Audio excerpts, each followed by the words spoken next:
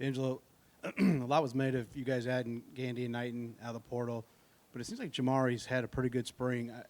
I guess, how much do you think those guys coming in maybe have kind of motivated him and maybe put a little bit of chip on his shoulder, this spring to kind of go out and prove himself?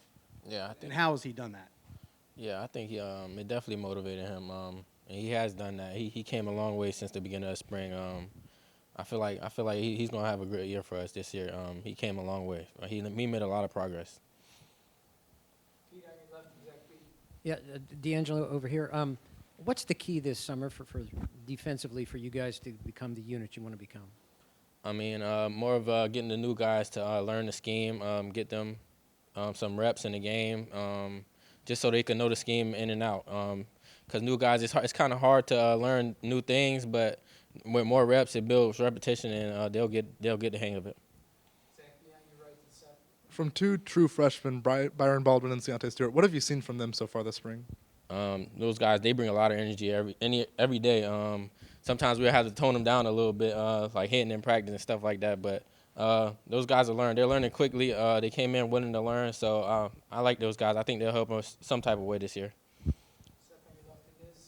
From your perspective, lining up against him, what strides have you seen Omar Cooper make this spring, and just how good of a player can he become? I mean, the sky's the limit for him. Definitely, we've been going back and forth this spring.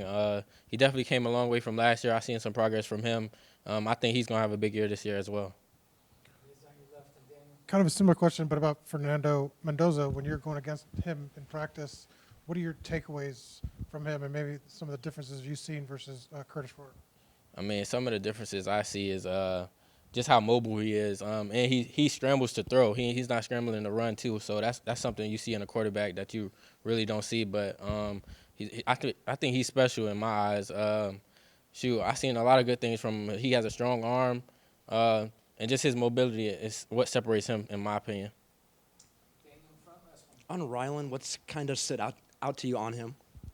Just his willingness to learn. I'm pretty sure he comes in here late night trying to just learn it from Coach Ojon. He meets with Coach Ojon like twice a day. So just his willingness to learn from his mistakes and just his willingness to learn. That's really what I see from him.